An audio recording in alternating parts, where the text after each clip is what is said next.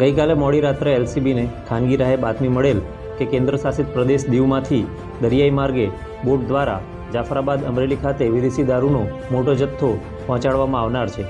માહિતી મળતા એલસીબીની ટીમ દ્વારા નવાબંદર પોસ્ટે વિસ્તારના દરિયાઈ વિસ્તારમાં દીવાદાંડીની પાછળ 3 નોટિકલ માઇલ અંદર જઈ ખાનગી બોટ દ્વારા રેડ કરવામાં આવેલ, જેમાં વિદેશી દારૂનો કુલ જથ્થો 148 પેટી કે જેમાં 5164 નંગ વિદેશી દારૂની બોટલો અને 489 બિયરના ટીન તથા એક બોટ કબજે કરવામાં આવેલ, જેની મુદ્દામાલની કુલ કિંમત 7,61,700 છે।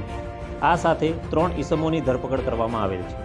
ગીર સોમનાથ એલસીબીએ દરિયાઈ માર્ગે જતો દારૂનો એવડો મોટો જથ્થો ઝડપી પાડી અને 3 ઈસમો પર કાયદેસરની કાર્યવાહી કરી છે, જ્યારે ગીર સોમનાથ એલસીબીએ 7 લાખથી વધુનો મુદ્દામાલ કબજે કરી અને આ ઈસમોને ઝડપી પાડ્યા છે।